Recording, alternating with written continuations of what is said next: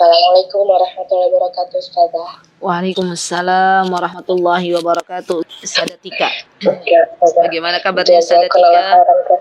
Alhamdulillah sehat, Ustazah. Masyaallah, alhamdulillah, Ustazah masyaallah. Ya, Ustazah Tika ini salah satu pengajar di Tasih Surah Al-Kahfi di Mutiara Hikmah. Ya, jazakillah khair, barakallahu fi ilmiki. Ustazah mau nanya terkait penyusunan Al-Quran itu, Ustazah. Jadi kan disusunnya itu bukan berdasarkan turunnya surah ya kan, Ustazah gitu. Jadi mau nanya disusunnya itu berdasarkan apa begitu, Ustazah? Itu aja, Ustazah. Jazakallah khairan, Ustazah. Assalamualaikum warahmatullahi wabarakatuh. Waalaikumsalam. Sebagaimana yang tadi Ustazah Aritmetika katakan, bahwa betul bahwa yang namanya penyusunan ayat Al-Quran itu bukan berdasarkan ayat pertama yang turun. Karena kalau kita tahu ayat pertama yang turun adalah surah Al-Alaq ayat 1 sampai 5. Tapi ini kan bukan berdasarkan ayat Al-Quran yang turun.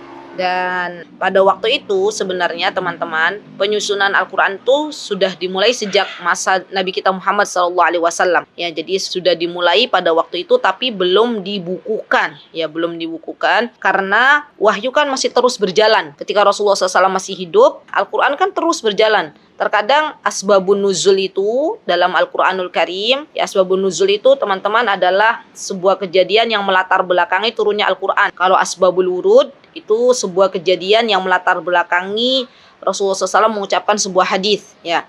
Nah, pada waktu Al-Quran itu berlangsung turun, maka ada banyak kejadian-kejadian yang melatar belakangi kejadian yang akhirnya Allah turunkan wahyu. Di Masya Allah, proses untuk penyusunan Al-Quran itu masih terus berlangsung sampai pada waktu zamannya Abu Bakar As-Siddiq, ya, radhiyallahu anhu. Ya, kita tahu ya tadi bahwa Al-Quran akhirnya mulai disusun kembali, Masya Allah, dan mulai Zaid bin Sabit dibantu oleh timnya akhirnya Masya Allah mengumpulkan kembali Al-Quran yang sudah tersebar di mana-mana, Masya Allah. Dan mulai dari penyusunan itu, di situ juga ada Utsman bin Affan. Dia ada Utsman bin Affan yang mulai akhirnya menyusun. Dan pastinya teman-teman, kalau kita ingin mengetahui dari mana Al-Quran itu penyusunannya diurutkan, maka penyusunan Al-Quran diurutkan sesuai dengan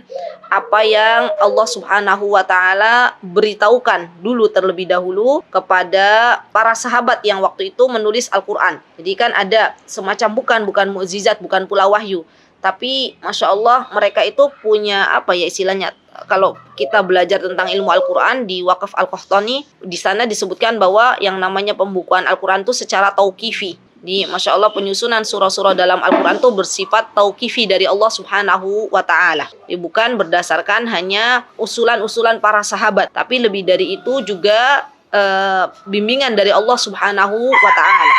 Ya, Masya Allah. Sampai akhirnya muncullah Masya Allah ya Al-Quran yang mana kita saat ini bisa membacanya. Ya, Masya Allah, wallahu ta'ala a'lam.